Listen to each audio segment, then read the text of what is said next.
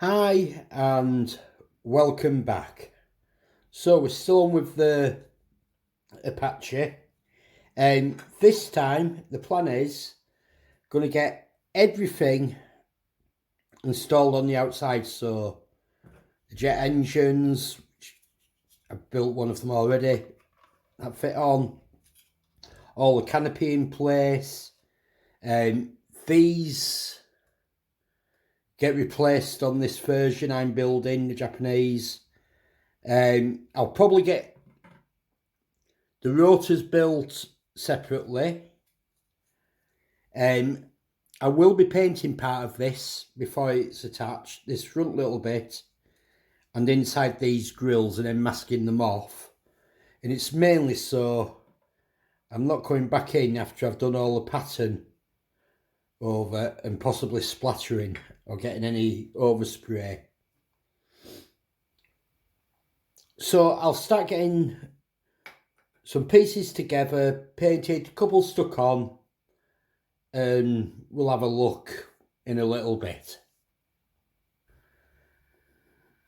Okay, so I've got sub-assemblies done and some bits of the painting, like, can we see that in the light?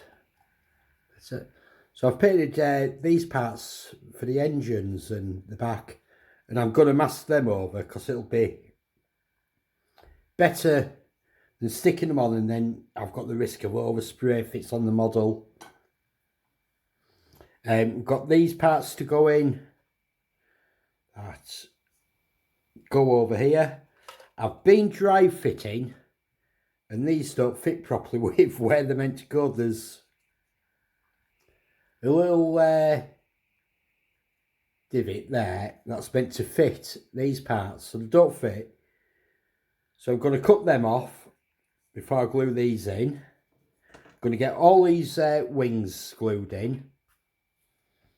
Get any putty work done that we need to.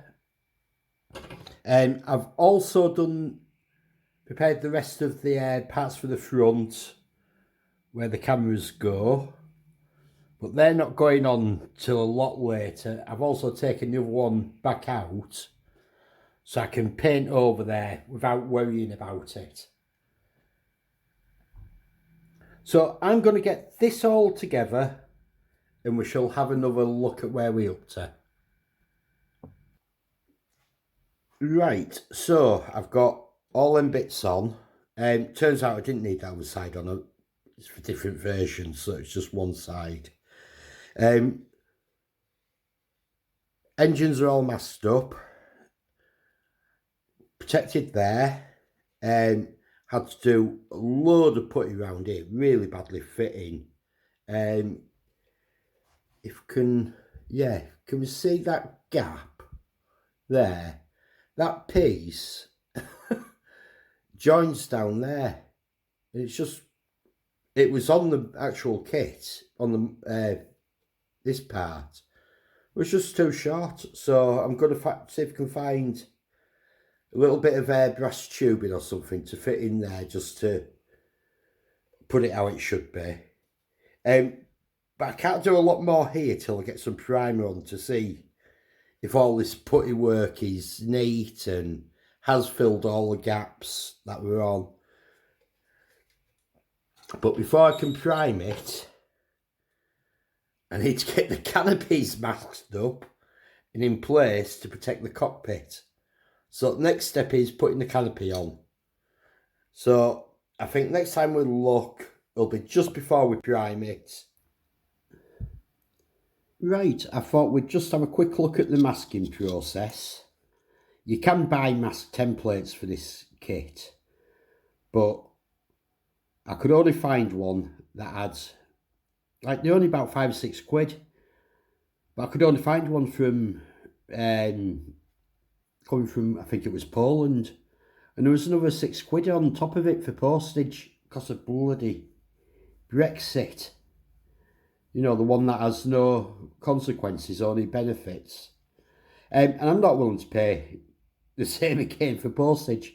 So I'm doing my own masks. So what I'm doing, I'm starting with 1mm and I've literally gone round the entire outline.